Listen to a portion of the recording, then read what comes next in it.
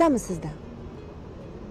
Sizda nechta? Voy Lola opa, menda 3tasi birda. Agar uyingizga kutilmagan mehmon podyezdingiz tagida turgan bo'lsa, shu zahoti darrov magazinga chiqib, Barra 24 frikadelkilaridan qizigan yog'da bitta qovurib olasiz. Shu yog'ga piyoz, kartoshka, sabzi, chesnoklarni yaxshilab qovurib, tomat, tuz va o'zingiz yoqtirgan ziravorlardan solib, suv solamiz va qovurib olgan frikadelkini qaytib solamiz. Endi mehmonlarga qanaqa maladesligingizni ko'rsatmoqchi bo'lsangiz, Barra 24 togli do'lmalarini qozonga terib olamiz. Tomatga suv aralashtirib, ozgina shakar solamiz. Tuz sovormang, sho'r bo'lib ketishi mumkin. Qaynatishga qo'yamiz. Endi o'zbekligimizga borib, albatta somsasiz mehmonlarni jo'natmaymiz. Barra 24 shunaqa mini asalcha somsachalaridan terib olamiz. Shoshganda tuxum sedani ham sepib o'tirmaymiz. Tayyor, hammasi o'zida. Baland gradusda pishirib olamiz. Shunaqa qizarib, chiroyli bo'lib pishib. Endi frikadelkili sho'rvamizga uyda bor ugramizdan solamiz. Yaxshilab bitta qaynatamiz. Rolton solamiz. Juda ham mazali bo'ladi. Tarelkamizga suzamiz. Qattiq vazelinlar bilan tortamiz. Bu yoqda tokimiz ham pishdi. Juda ham mazali, ichi to'la go'shtli ekan. Somsani gapirishga til ojiz, o'zingiz eshiting.